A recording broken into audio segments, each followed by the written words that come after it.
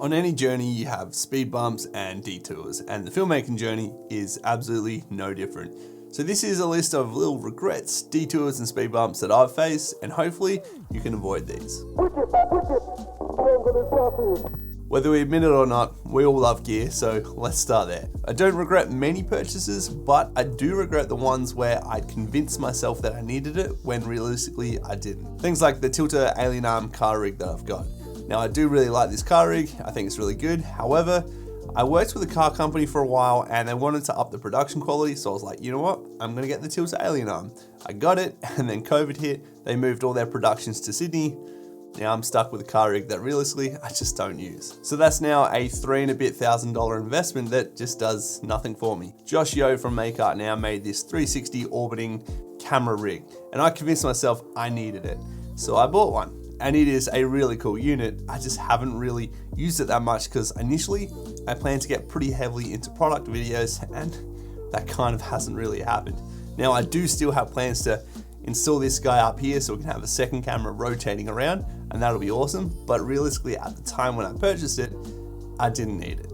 And like the Marble Orbit, the Pro Blends, I do absolutely love it and I'm so happy that I own it. However, in the same vein as the Orbit, I thought I was gonna get pretty heavily into the product shoots, which this is absolutely awesome for, but because I haven't really dived into that world too far, it's just now a really cool toy that I have, and I'm very aware that it's only been on a handful of paid shoots. There's definitely other things as well, but just in those examples, that's about $9,000 to $10,000 of purchases that I could have been a little bit smarter about and probably invested that money in other ways. It's just knowing what's a smart purchase and what's a good investment, and how often am I going to use it, and more importantly, how often is that going to make me money? The second thing I absolutely regret is buying cheap gear. There's a saying, buy nice or buy twice, and it couldn't be more true. I want to preface this by saying I'm completely aware that filmmaking is very expensive and everyone's financial situations are different, and therefore everyone's opinions on what is expensive or what's cheap are also completely different. I totally appreciate that calling a $1,500 lens cheap can sound a little bit odd, but I'd always recommend investing in good quality glass.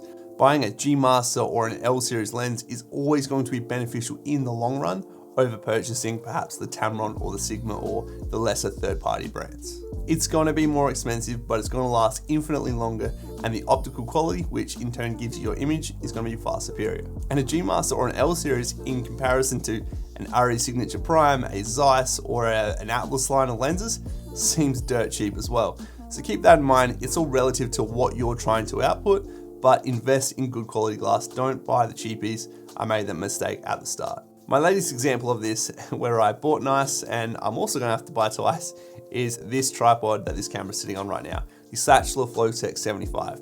It is an awesome tripod. I absolutely love it.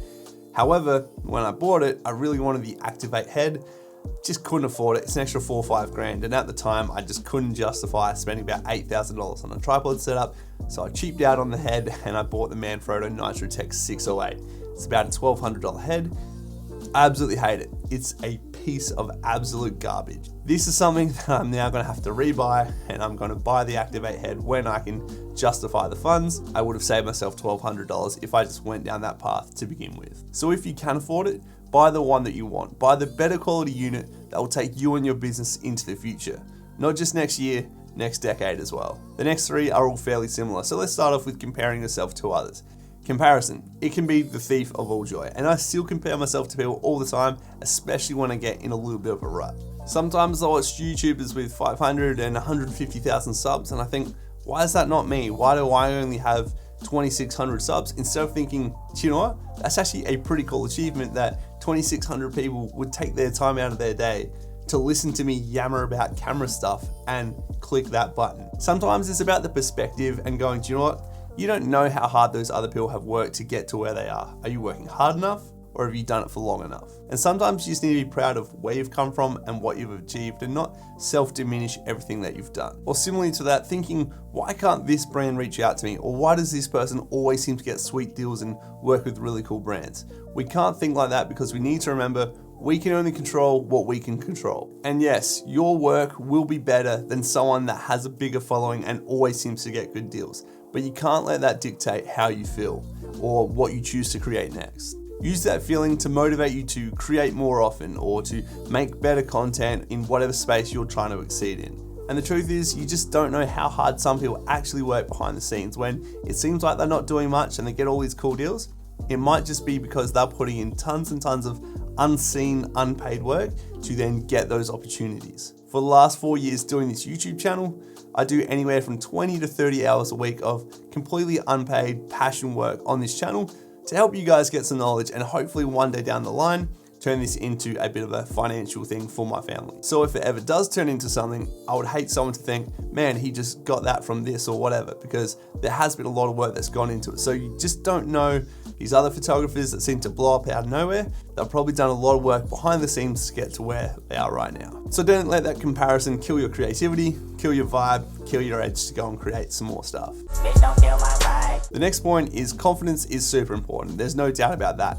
But do not get caught thinking that you know more than you do or thinking that you're better than you are. No matter how much you know, there's always going to be someone who knows more, who's more technically sound or who's more experienced and more senior at what you're trying to achieve. Sometimes you just need to humble your ass. And sometimes you just need to be the Robin to the Batman. I'm Batman, let's hold hands. And keep your expectations in line with your experience, your quality and output, and just your standards overall. So unless your surname is Cameron, Anderson, Scorsese, Tarantino, Wright, among others, fall in line. And what's more dangerous than thinking you're better than you are, and way easier to fall into when we're all our biggest critics, is thinking that you're not as good as you actually are. I always have that imposter syndrome feeling when someone compliments my work or they ask for advice or an expert opinion.